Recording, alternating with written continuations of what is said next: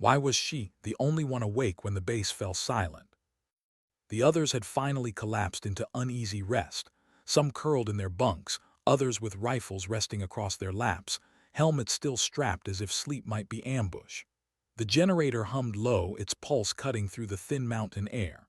Beyond the steel walls of the forward operating post, the wind shifted, dragging whispers of sand across stone. She stood at the entrance, boots planted, her breath fogging faintly in the cold. Her eyes never left the dark ridge line. She didn't tell them she was afraid. If she had, their hope would have cracked. They looked at her differently, not because she outranked them, not because she was the best shot in the unit, but because she never showed the tremor in her chest. They needed that illusion. It kept them together. Inside, Corporal Davis stirred in his bunk. He mumbled the name of someone back home. She caught it, though she pretended she didn't. Everyone carried ghosts here, but no one wanted to admit how heavy they'd become. She shifted the rifle strap on her shoulder, the leather creaking softly, and tried not to think about her own ghost. It had been 3 months since she last heard her brother's voice. A grainy transmission, his laugh brittle over the static before the line cut. He wasn't military, he'd sworn never to be, but he had been on a convoy bringing medical supplies through contested territory. When it vanished from the logs, when no answers came, she signed the papers that placed her here, deep in the valley where nothing survived long without willpower or luck. Now she was hunting the silence that had swallowed him. A crunch of gravel snapped her back. Private Leone appeared, young, barely 20, his helmet tilted awkward on his head. "Ma'am, your shift ended an hour ago. I can take over." She turned slow, meeting his eyes. They were too wide, too unscarred. She wanted to tell him the truth, that sleep never came for her, that the darkness pressed too tight, but she only gave him a small nod. "Stay sharp," she whispered. He swallowed hard, gripping his rifle tighter than he should. She walked past him, her boots echoing faintly, a metronome in the hollow corridor. When she reached her cot, she didn't lie down. She sat back straight, helmet in her lap, staring at the scuffed floor. The mission briefing replayed in her head. 3 days to insertion. One objective. Secure the mountain pass, deny enemy supply line. Cold, factual, but what no one said out loud, this wasn't just another choke point. Somewhere beyond those ridges, enemy snipers had made the road a graveyard. Convoys vanished. Reports hinted at civilians caught in crossfire. Yet the maps were all redacted, shadows hiding truth. She'd seen those shadows before. They had a pattern, and she suspected the one thing command refused to admit. Her brother's convoy had died here, in this very valley. But there was something she hadn't told her unit. Not yet. Davis rose from his bunk, rubbing his face, muttering. "Coffee's dead again?" he asked no one in particular. The room gave a tired chuckle. Even in hell, soldiers clung to routine. A bad pot of instant coffee was enough to remind them they were still alive. She allowed herself a smile, barely there, before she slid the helmet back on. The weight steadied her. The next morning came pale and colorless. Sunlight broke against the ridges but never warmed the valley floor. They moved out in staggered lines, boots crunching frost, the air thin enough to bite their lungs. Radios hissed with static. Somewhere ahead, a hawk cried, the sound swallowed quickly by the cliffs. She walked point. Every shadow in the rocks felt alive. "Why you always up front, Captain?"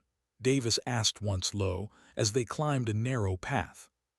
She didn't answer right away, because the truth would sound arrogant or worse, fragile. Finally, she muttered, "Because if something happens, they'll have a chance to react." Davis grunted. He didn't argue. The path narrowed further, stone walls closing like jaws. Leone slipped on frost, cursed under his breath. She raised a hand, halting the line. Silence. Just wind. Then a faint metallic clink. Her heart snapped alert. "Down," she whispered. They obeyed without question. Seconds later, a muffled crack echoed from above. A rock splintered near her head, stone dust peppering her cheek. Sniper. Her rifle was already shouldered. She didn't breathe. Through the scope, the ridges blurred, jagged teeth against pale sky. Nothing, just shadows stone, but she knew he was there, watching, waiting. Her finger tightened, but she didn't fire. Instead, she leaned lower, whispering into the calm. Flank right 2 units, stay low, they're baiting. She didn't tell them, her hands shook. The next 30 minutes stretched endless. Every step, every pause, she felt eyes burning from the cliffs. The sniper never fired again, and that was worse. It meant patience, a predator who enjoyed waiting. By dusk, they reached a ruined outpost clinging to the edge of the valley. Half buried in snow, steel beams bent like broken ribs. They cleared it room by room, rifles raised, breaths shallow. Nothing moved. No enemy, only silence. That night, around a makeshift fire, the men tried to shake the tension. Leon spoke first, voice cracking. "When I get back, I'm buying my mom a house, far away from this mess." Davis chuckled dryly. "She probably doesn't want you spending combat pay on her." Leon grinned, sheepish. "Doesn't matter. She raised me alone. She deserves better than waiting by the phone." The others nodded. Small confessions, small anchors to home. She listened but didn't speak. Her own anchor had been cut the moment her brother disappeared. Still, she carried him in silence. Hours passed. Stars smeared across black sky, sharp and cold. She couldn't sleep. She sat apart, rifle on her knees, watching the ridges. The sniper hadn't left. She could feel it like a breath on the back of her neck. A thought gnawed at her. If she showed fear, if she confessed the truth, that she wasn't sure they'd survive the next pass, the fragile thread binding them would snap. So she stayed quiet. Her silence became their shield. Somewhere in the dark, a pebble shifted. Her finger brushed the trigger, and the night swallowed the sound whole. Why didn't the sniper take the shot when he had her exposed? That question sat heavy in her chest as dawn crept over the mountains, bleeding gray light into the ruined outpost. The air smelled of rust and ash. Her men stirred slowly, pulling on gear, muttering about dry rations and frozen toes. She stood outside, watching the ridge line again, her rifle cradled loosely in her arms. Patience like that didn't belong to just any gunman. Whoever was up there, they weren't trying to kill them. Not yet. "Captain," Davis approached, helmet tucked under one arm. His eyes carried the same question, though he didn't ask it directly. Instead, he said, "We move today." She nodded. "We don't wait. Waiting gives him control." He studied her face a moment too long. She forced her features steady. If he saw the unease beneath, he said nothing. By the time they stepped back onto the path, the sun had barely cleared the peaks. Their boots crunched over frost, radios whispering static. The valley stretched narrow and endless, cliffs rearing like walls on either side. She scanned the rocks again and again, every flicker of shadow another phantom. Leon whispered behind her, "Feels like we're walking into a throat." No one corrected him. Halfway through the pass, the first real shot came. It wasn't aimed at her this time. The crack split the silence, echoes snapping down the cliffs. A bullet smacked the ground near Davis's feet, spraying dirt. Instantly the squad dove, rifles raised, hugging what little cover the jagged rocks offered. Her pulse spiked. Scope to eye, breath locked, she searched the ridge. Nothing. Then, just for an instant, a glint faint as a star, her crosshairs locked.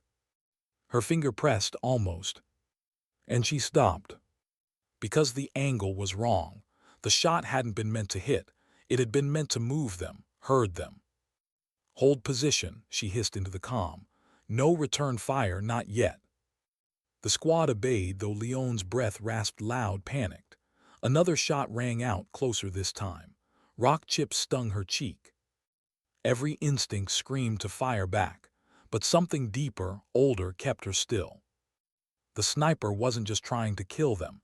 He was shaping the battlefield. And that terrified her more than any bullet. Minutes bled into half an hour, the squad pinned in silence, tension stretched to breaking. Finally, the firing stopped. Echoes faded.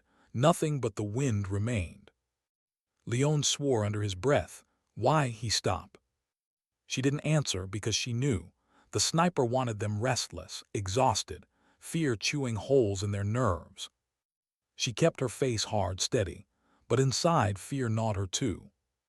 By dusk they crawled into a shallow cave carved by snow melt.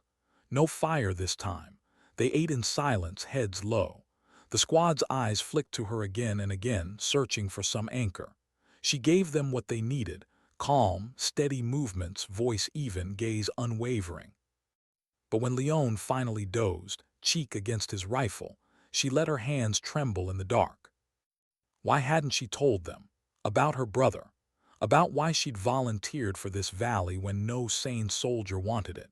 Maybe because if they knew, they'd see her not as their shield, but as someone chasing ghosts. She leaned against the cave wall, eyes burning from sleeplessness. A memory slipped in unbidden, her brother at the kitchen table back home, sleeves rolled, laughter spilling as he teased her about her boots never fitting right. He had been warmth, light, everything this valley was. And now silence had swallowed him. The cave dripped with cold. She pressed her palms together until her knuckles ached. Tomorrow, she promised herself, tomorrow she would force the fight. But tomorrow came sooner than she expected. A scrape of rock jolted her awake in the dead of night. Not inside the cave, outside. Slow, deliberate. She raised a hand to Davis, who had first watch. He froze, eyes wide. They heard it again. Stones shifting. Someone moving across the ridge just above their position. Her heart slammed against her ribs. She signaled, lights out, rifles ready. The squad melted into shadow, every breath shallow. Then came the whisper of boots against gravel, too close. She crawled to the mouth of the cave, scope raised, night vision glow painting the world in shades of green. A silhouette moved along the cliff's edge, low, disciplined, pausing to listen. Not one, two. Scouts. Her throat tightened. If they were scouts, then more were coming. She steadied the rifle, exhaled slow. The crosshairs hovered over the nearest silhouette's chest. Her fingers squeezed. Then froze again. Because if she fired now, the valley would erupt. Her squad, boxed in, outnumbered, pinned beneath high ground. She had seconds to choose: unleash chaos or let the shadows pass. Her pulse hammered so loud it drowned her thoughts. Finally, she lowered the rifle. She let the figures slip away into night. When she turned back, Davis's eyes asked the question she couldn't answer. What are you waiting for? The truth was cruel. She wasn't waiting for the right shot. She was waiting for her brother's ghost. The squad slept uneasy after that. Fear braided into their dreams.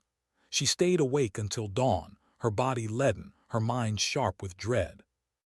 When the first light broke, she led them onward. The cliffs narrowed tighter. Every corner felt like a throat closing. Leon tripped once, caught himself, whispered, "Feels wrong, feels too quiet." He was right. And then, without warning, the silence shattered. A thunder of gunfire raked the path, bullets sparking off stone, snapping the air. The squad dove, returning fire blind, scrambling for cover. The cliffs roared with echoes. Her breath caught. She'd known this was coming, and still it felt like drowning. Pinned in the kill zone, every instinct screamed at her to lash out, to rage, to let them see the fear she carried. But she didn't. She pressed her back to stone, raised her rifle steady, and gave them the calm voice they needed to hear. "Hold your ground," she said. "I've got you." And in that moment, though her hands trembled and her heart screamed, she became what they needed most. Not a soldier. A shield. Why did the first bullet take Leon instead of her? The thought struck her like shrapnel the moment his body folded beside her, the rifle clattering from his hands, his eyes wide with shock before the breath left him. 1 second he was crouched in cover, whispering about how wrong the silence felt. The next he was face down in red-soaked dirt. She didn't move at first. Couldn't.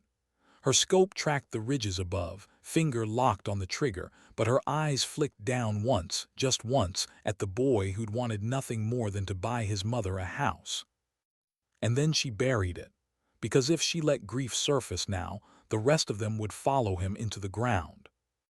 Gunfire thundered, sparking stone, the air filled with dust and echoes. The enemy had planned this too well. Angles crisscrossed, kill zone locked.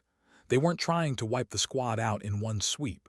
They were bleeding them slow, piece by piece. She barked orders into the calm voice even though her lungs burned. Suppressing fire, smoke out left, move on my signal. Her men obeyed, not because they trusted the plan, but because they trusted her steadiness. She squeezed a shot through her scope, not a kill, but enough to force the glint on the ridge to duck. Davis hurled smoke grenades, plumes spilling white across the path. Move! They scrambled, boots pounding against uneven stone, diving into a shallow ravine carved by meltwater. Bullets tore into the smoke behind them, but the angles faltered. For now. Her chest heaved. She counted them as they crouched in the ravine. Davis, 2 more, but not Leon. She didn't let herself look back. Captain, one of the privates stammered, his face gray beneath the helmet. Leon, he. Eyes forward, she cut him off. We can't bring him back. The words sliced her throat as she spoke them. Cold, ruthless, necessary. But inside, she felt every syllable break. Hours later, the squad sat in the ravine, rifles clutched, nerves frayed. The gunfire had stopped. The valley returned to its cruel silence, but the silence wasn't peace. It was a leash tightening. Davis sat across from her, arms braced on his knees, staring at the dirt. He didn't say it outright, but the question hung heavy in the air. Why hadn't she taken the shot when she had it? Why had she waited? She couldn't tell him the truth. That she'd frozen, haunted by a face she couldn't lose again. Instead, she said, the sniper wants us restless. He'll bleed us if we let him, so we don't. We keep moving. Her men nodded, though none looked convinced. That night no one spoke of Leon. Soldiers grieve in silence, carrying ghosts because there's no other choice. But she saw it in their shoulders, in the way they cleaned their rifles slower than usual, eyes hollow. She carried the weight differently. Leon's blood had reopened the wound she kept hidden, the convoy, her brother, the silence that followed. She saw him in every flicker of firelight, heard him in every echo of the valley. She remembered the last words before the transmission cut. You don't need to worry about me, sis. You've got your own war.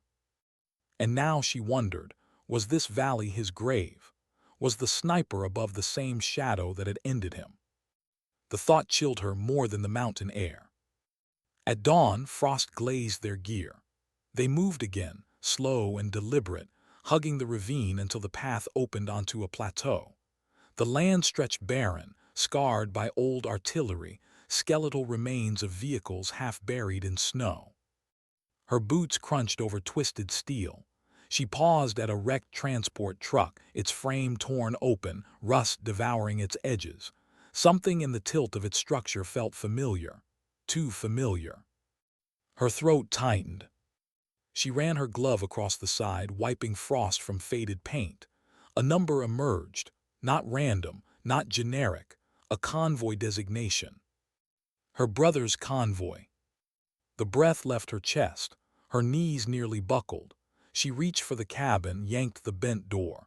It screeched open, revealing nothing but shattered glass and ash. The men watched her, silent, uncertain.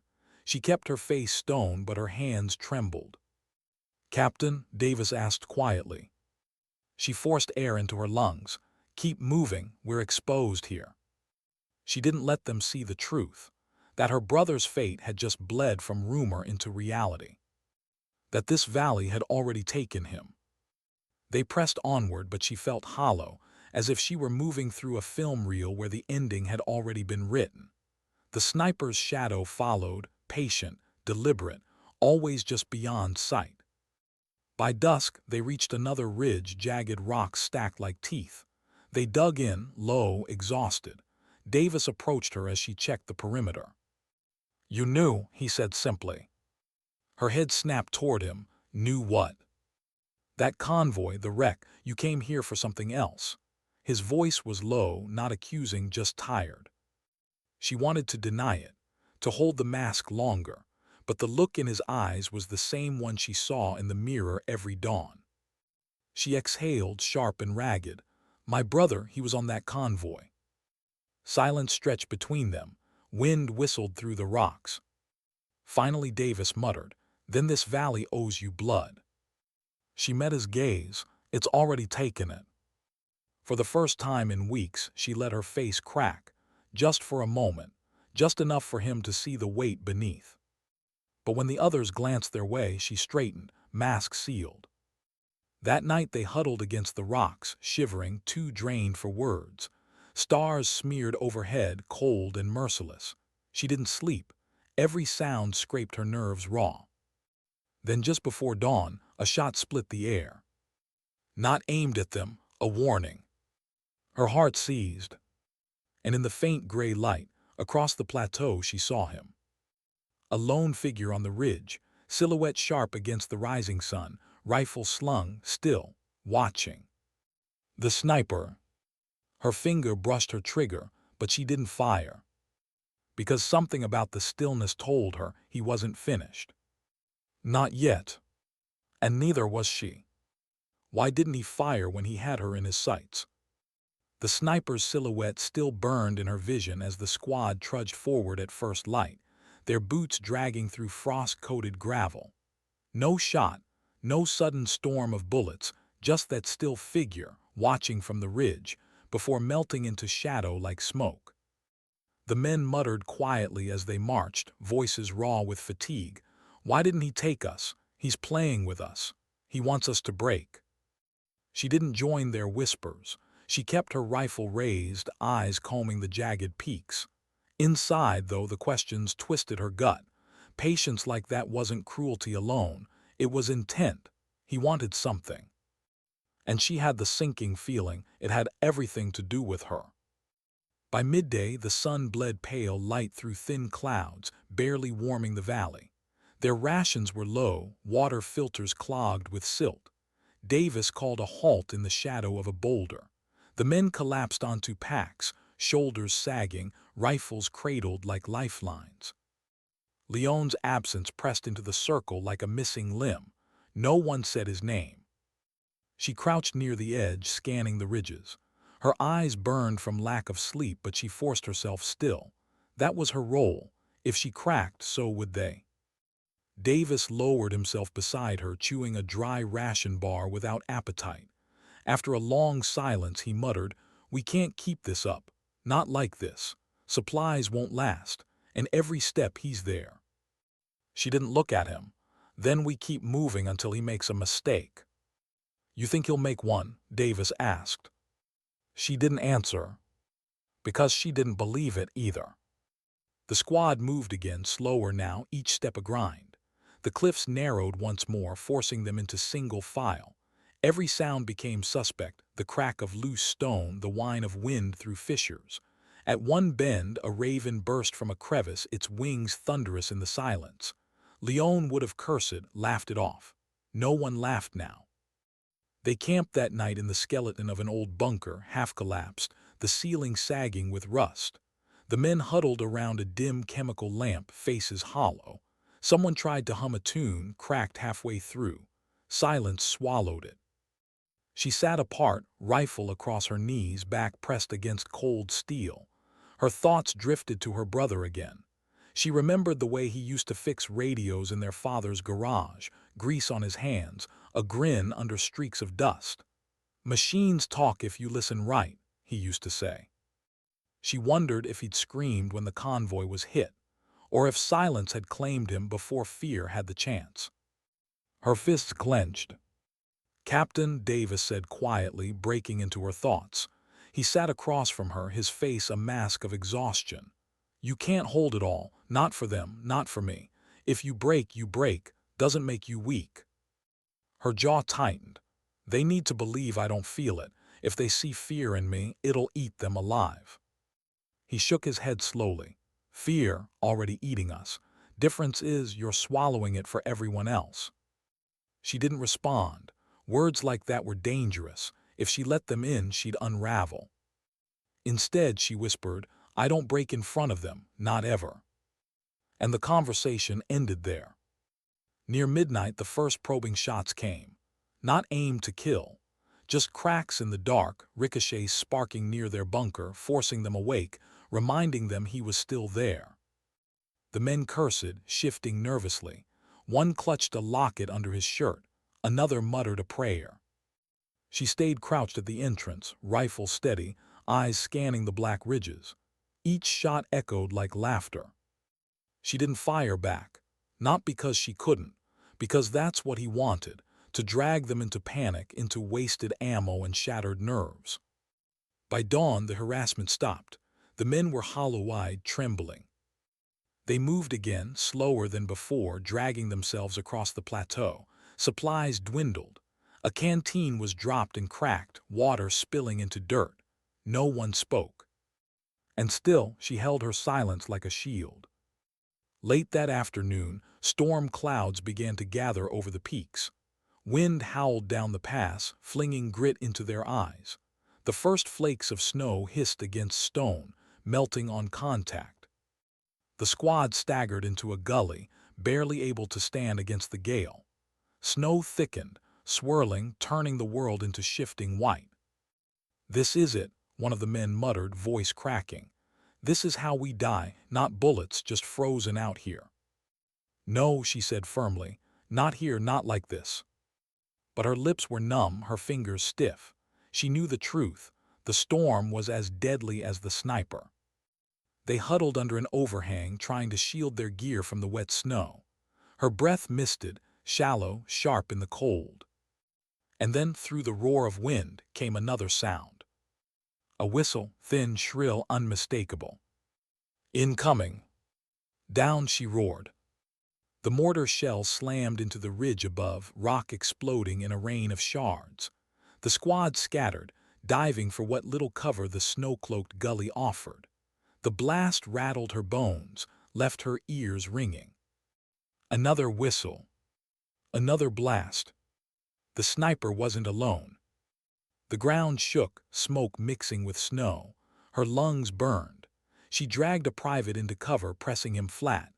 Davis was shouting orders, but his voice was swallowed by thunder. She raised her rifle through the haze, searching.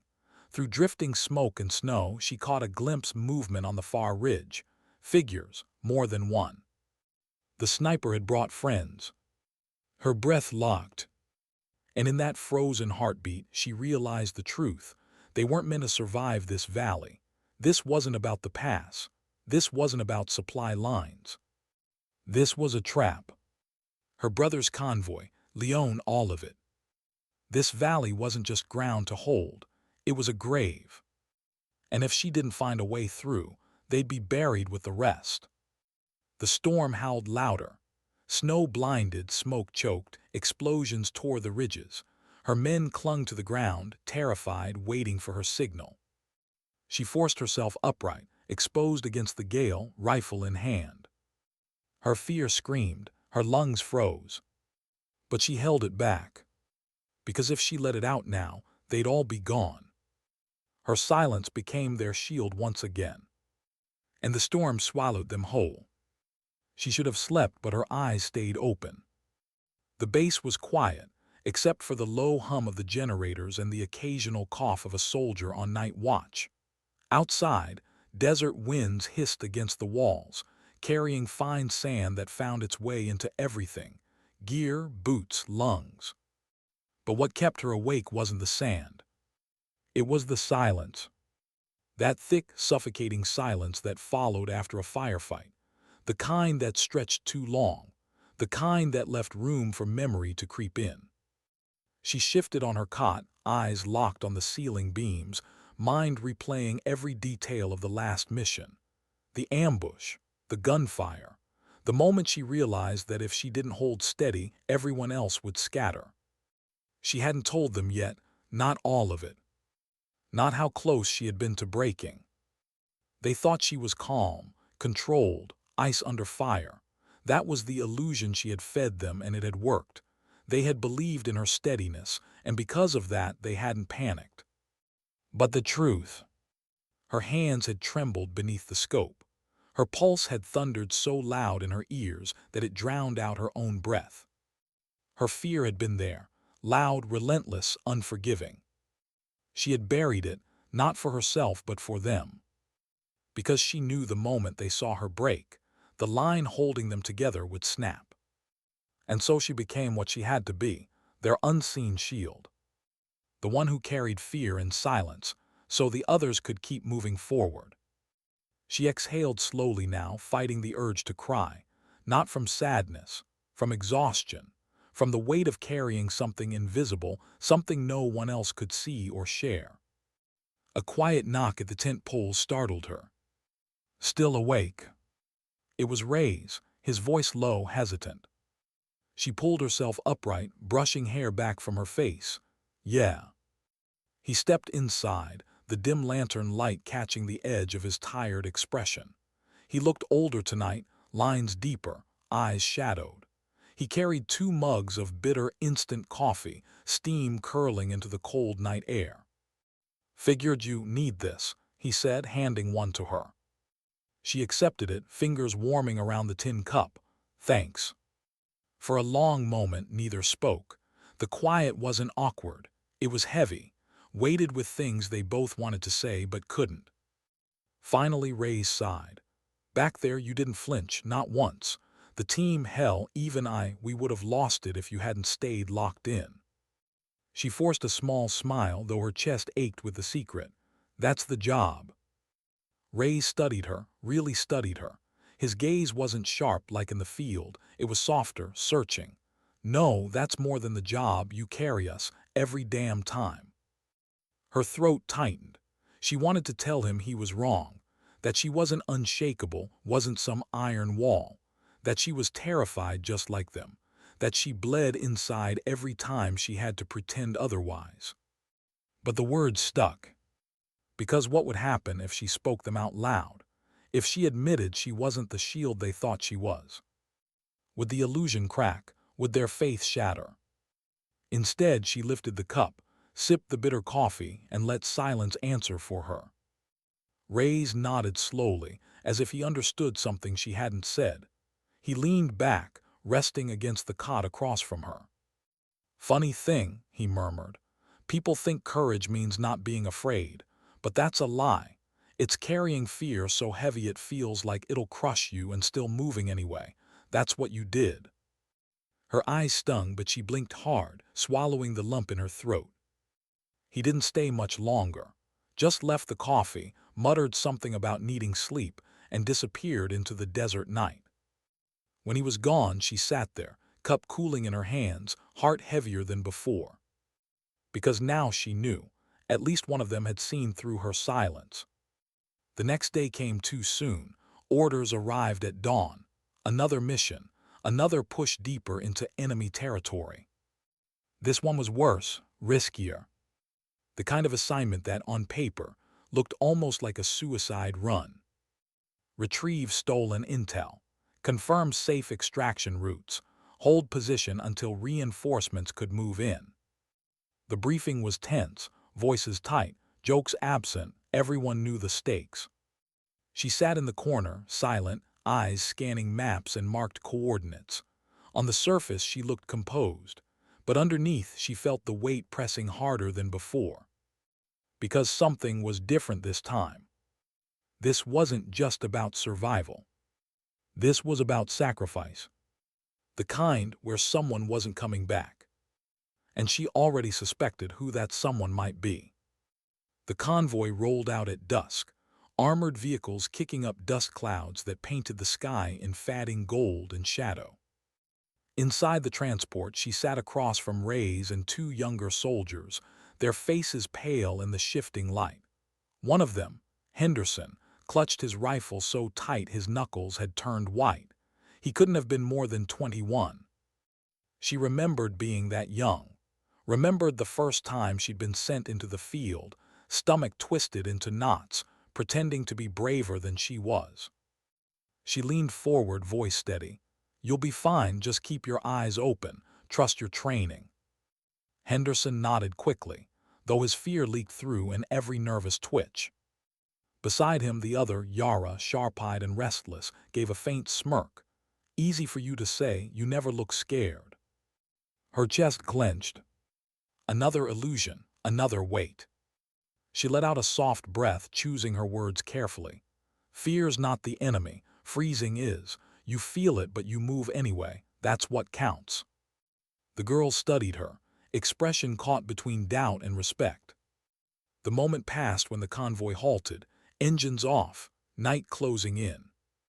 The team disembarked in silence, boots crunching on dry gravel. Ahead loomed a compound of half-ruined buildings, shadows stretching like broken teeth against the moonlight. Somewhere inside those walls was the intel they needed. Somewhere inside those walls, the next choice would come.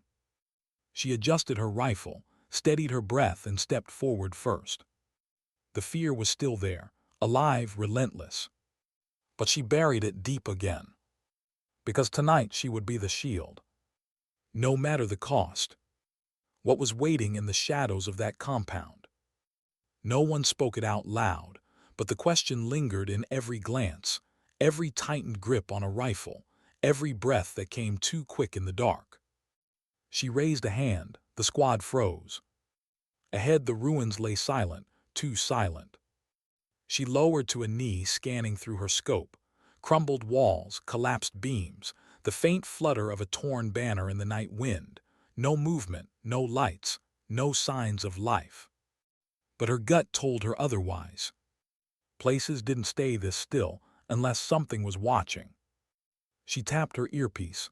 Eyes up, shadows lie. Ray's moved closer, his voice a whisper. You're thinking ambush. Her reply came low, certain. Always assume it. The team advanced in staggered formation, slipping between skeletal buildings. Their boots crunched over broken glass and fragments of tile, each sound amplified in the silence. The air smelled of dust and rust, metal long corroded like the taste of old blood. She led them through a half-collapsed archway, senses stretched thin. Her pulse was steady, but only because she forced it to be. Inside, the darkness pressed heavier, the weight of unseen eyes. A scrape echoed from above. She reacted instantly, rifle raised, finger hovering near the trigger. Nothing. Just shadows shifting, a loose fragment falling. But her chest tightened all the same. The team pressed deeper. Reyes took the rear, Henderson and Yara held the flanks, and she pushed forward. The objective was clear: reach the server room, retrieve the data, and hold until extraction. Simple on paper, never in practice. At the second corridor, Henderson whispered, "Ma'am, I don't like this. Too quiet." She didn't look back. That means stay sharp, keep moving. But inside, she agreed with him. The silence wasn't just heavy, it was unnatural. Her boot nudged something small, a casing, recently fired. Her gut clenched. Not empty ruins, not abandoned. Occupied. She signaled halt. The squad crouched, backs against cold stone, breath shallow. Then it came, faint footsteps, above them to the left, too many to count. The trap had been set. Her heart pounded, but she forced calm into her voice. "Contact incoming. Hold positions, on my mark." Yara's face was pale, eyes darting to the ceiling. Henderson's hands shook. Reyes gave a tight nod, jaw clenched. Seconds dragged like hours. The enemy was waiting for them to move deeper, to spring the kill box. But she refused to give them the chance. Now she hissed. Her team opened fire first. Muzzle flashes lit the ruins in bursts, thunder rolling in echoes. The ambushers scrambled, shadows erupting from the rafters, figures darting through fractured windows. Chaos broke loose. She stayed locked on, breath controlled, every shot deliberate. A figure dropped from the beams, rifle raised. She cut him down before his boots hit the floor. Another slipped between pillars. Her round caught him mid-stride. But there were too many. "Fall back," she ordered, voice slicing through the chaos. The squad pulled tight, retreating into a defensible corner, stone walls at their backs. Henderson stumbled, nearly tripping, but Yara yanked him upright. Bullets tore chunks from the wall inches from their heads. They ducked low, pressed tight, firing in short bursts. The sound was deafening, the air choked with dust and gunpowder. Through it all, she moved like she was carved from stone, not because she wasn't afraid, because she couldn't afford to show it. Every glance her squad threw her way was desperate, searching for certainty. And so she gave it to them. Steady aim, calm commands, an illusion of control even as her chest burned with the weight of fear. A grenade clinked across the floor. Her blood went cold. Without hesitation, she lunged, grabbed it, and hurled it back into the darkness. The blast shook the compound, heat licking across her cheek. Ray's cursed, pulling her down into cover. You trying to get yourself killed? She only shook her head, reloading. Not yet. The fight stretched into minutes that felt like hours. For every enemy they dropped, another seemed to take his place. Ammo dwindled, voices grew hoarse, sweat stung their eyes. And still she didn't break. Because if she broke, they would. When the shooting finally thinned, silence returned, jagged and fragile. The floor was littered with debris, shell casings, and bodies. Henderson's chest heaved, his face pale with shock. Yara leaned against the wall, hand pressed to a graze on her arm, blood seeping through her sleeve. Ray spat dust, shaking his head. That wasn't random, they knew we were coming. She swallowed hard, the weight in her chest grew heavier. Then we don't have long, they'll regroup. We need that intel now. The server room was deeper in, past more halls, past more traps. Her squad looked at her tired, bruised, frightened. She forced her voice steady. We move, stay tight, every step counts. They followed. Every corner brought fresh tension. Every sound made them flinch. Shadows stretched like threats across the walls. Finally they reached it, an iron door marked with faded stencils, half hidden behind rubble. The lock was blown, not abandoned, looted. Her stomach turned. Inside, the server rack stood hollow, stripped bare. Gone, Ray's muttered, rage under his breath. But something else caught her eye. In the corner, an old hard case, dusty, overlooked. She knelt, popped it open. Inside, drives still intact. Not all hope was lost. Bag it, she ordered, forcing strength into her voice. Ray's did, slipping the case into his pack. But her eyes lingered on the doorway. They hadn't won, they had only bought time. And she knew the cost was coming. Because no mission ended clean. Not missions like this.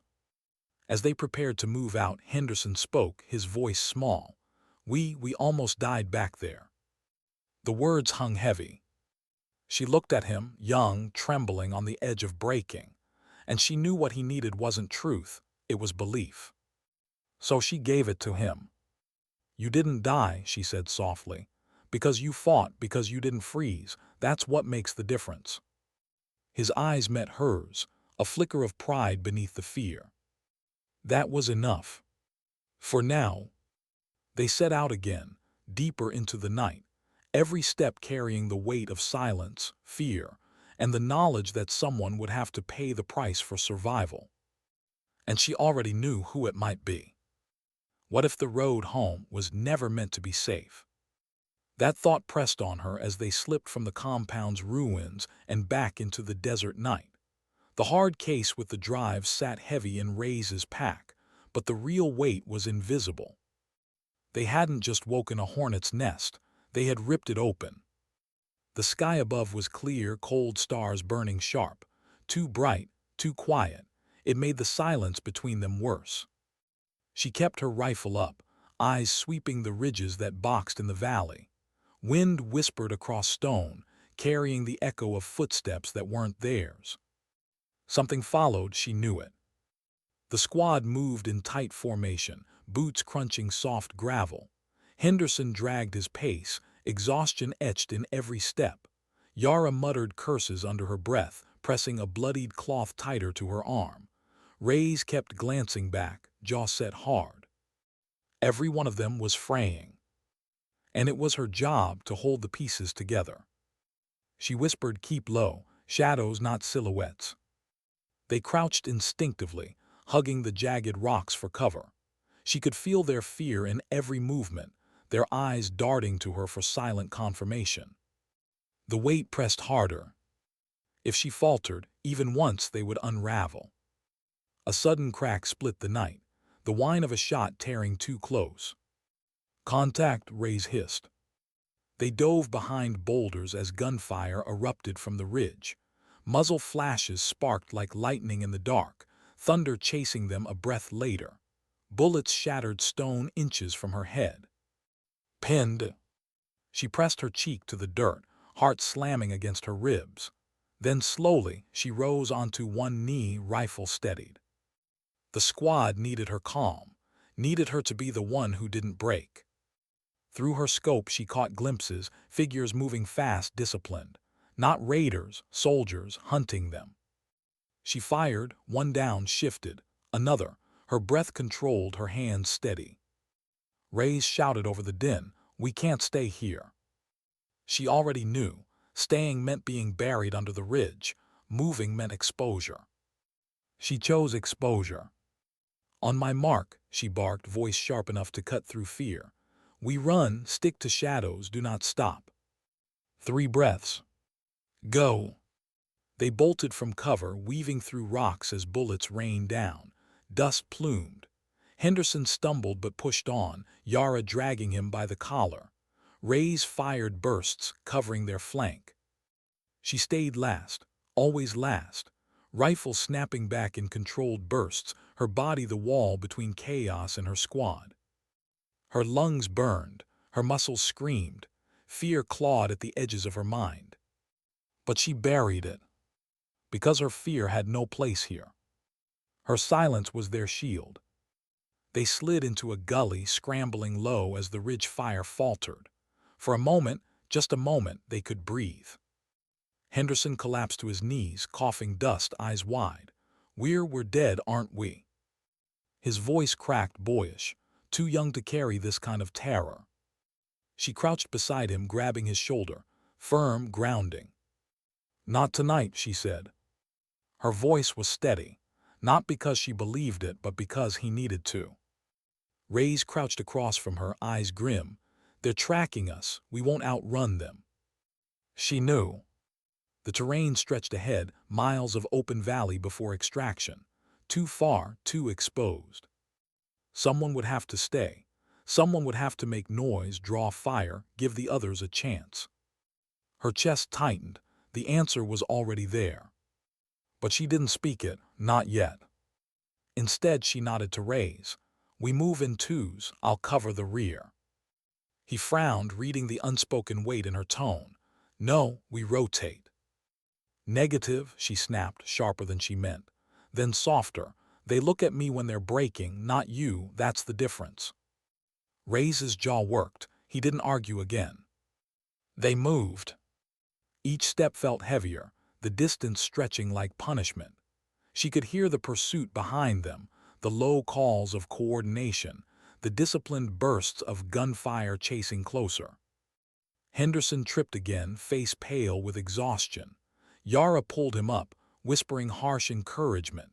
Rays's pack clanked with the drives, the mission's weight pressing on all of them. She stayed last, rifle raised, ears tuned to every shift in the night. The ambushers closed in. One round slammed into the dirt near her boot. Another hissed past her cheek. She dropped low, sighted fast, fired, 2 figures fell. But more shadows filled their place. Her squad was breaking ahead, sprinting harder, distance opening. Good. That was what she wanted. She slowed. Every second she bought was one they could use. Every shot she fired was one less aimed at them. Her breath came ragged now, muscles trembling, not from weakness, from holding too much inside. Fear, grief, rage, all buried beneath the single mask she wore for them. She was the calm, the wall, the shield, the one who carried the terror so they wouldn't drown in it. And deep down she knew this was her purpose. Not medals, not glory, but the silence no one saw, the sacrifice no one spoke. The ridge fire grew heavier, closer, a storm rolling down on her. Ray's voice cracked over comms. "We're clear enough, fall back, that's an order." She almost laughed, an order. Her reply was calm, even. "Negative, you keep them moving, you get them out." Static filled the line, then silence. She exhaled. The desert around her felt infinite, the stars watching like cold eyes. She adjusted her grip on the rifle, shoulders squaring. For the first time she allowed herself to feel it fully, the fear, the loneliness, the inevitability. And she let it burn through her. Not to break her, but to anchor her. Because this was what she was meant to do. Her sacrifice would be their shield. And no one would ever see it. What does silence sound like when it might be the last thing you ever hear? She crouched against the jagged stone, rifle braced, watching shadows crawl closer through the desert dark. Every movement carried inevitability now. The chase was ending. Her squad was gone, pushing deeper into the valley toward extraction. She could no longer see them, only faint echoes of their boots on gravel carried thin by the night wind. Good. That was the way it had to be. Her chest rose and fell in steady rhythm, though her heart pounded wild beneath it. Every instinct screamed at her to run, to follow, to cling to survival. But instinct wasn't her compass, duty was. She sighted through her scope, breath slow, trigger steady. A figure appeared between rocks, gone with a single shot. Another silhouette, she dropped him before he raised his weapon. Muzzle flashes bloomed along the ridge, lighting the night like sparks in a storm. Bullets cracked past her, chewing stone to powder. She shifted, fired again and again, each round buying seconds. Seconds for them.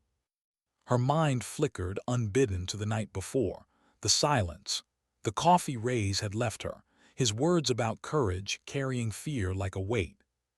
She was carrying it now. Every round in her magazine was a heartbeat for someone else. Her calm hissed. Ray's voice broke through, ragged, furious. "Where the hell are you?" She stayed silent. "Answer me, damn it." Her finger tightened on the trigger, another enemy falling. She pressed her mic only once, whisper soft, "Keep them moving." Static swallowed his reply. She cut the comm. No more distractions. Only the storm. The enemy pressed harder, their calls echoing through the night. Coordinated, disciplined. They weren't reckless raiders, they were trained, relentless, and they wanted what her squad carried. She shifted position, rolling behind another boulder as fire chewed the stone she'd just abandoned. Her lungs burned, the taste of dust thick in her mouth. Her hands trembled once, then steadied. She whispered to herself, so soft only the desert heard, "Not yet, not while they still need time." Her memories drifted as she fired. Faces of the young recruits who looked at her like she was unbreakable. Henderson's trembling hands. Yara's sharp smirk hiding fear. Ray's eyes that had seen too much but still searched for something steady to believe in. They needed belief. And so she had given them hers. Not because she was fearless, because she was terrified. But she refused to let them see it. She became the shield they didn't know they had. Gunfire thinned. Her magazine clicked empty. She reloaded with practiced calm, though her muscles screamed and her breath tore ragged. The ridge lit again, another wave, closer now, too close. She fired until the barrel steamed, dropped 3, wounded another, but shadows kept moving. Her pack was nearly empty, one last magazine. She counted every round in her head, each one a beat in a fatting song. 12, 11, 10. Her thoughts wandered again, not to glory, not to medals, to smaller things, the laugh of a friend long gone, the sound of rain on barracks roofs, the way fear could turn to fire if you carried it long enough. 876. Her shoulder ached from recoil, her vision blurred with sweat. 5-4. She drew in one last deep breath, tasting sand, tasting blood. 3. The ridge erupted in fire. A bullet grazed her leg, dropping her to one knee. 2. She steadied, exhaled, fired. 1. Click. Empty. The desert fell silent again, but not the kind of silence that comforted. This was the silence that waited before the end. She lowered her rifle, chest heaving. Shadows moved closer, deliberate now. They thought they had her. And maybe they did. But she had already done what she came to do. Somewhere out there, Rays and the others were still moving, still breathing, still alive because she had held the line. Because she had been the wall. She sat back against the stone, eyes lifting to the sky. Stars burned cold above her, infinite, uncaring. And she smiled. Not wide, not proud, just small, quiet. Because no one would ever know the weight she carried. No one would speak of the fear she buried, the silence she endured, the sacrifice she made. But that was fine. It was never about being remembered. It was about keeping them alive. Footsteps closed in, voices sharp. She closed her eyes, letting the desert wind brush her cheek one last time. And when it ended without a sound. Then, hours later, the squad reached extraction. Helicopter blades thundered, floodlights piercing the dark. Rays stumbled aboard first, dragging the pack, face pale, eyes scanning frantically. No sign of her. Yara collapsed into a seat, silent tears streaking through the dirt on her face. Henderson sat shaking, rifle limp in his hands. Rays didn't sit. He stood at the open door, staring back at the endless desert, searching shadows that would never answer. When the helicopter lifted, no one spoke. The weight hung heavy. Her silence lingered, even in absence. And though no words named it, they all knew her sacrifice had been their shield. Then, sometimes dignity doesn't speak. It simply acts. And sometimes the strongest thing a person can give is the silence that saves others.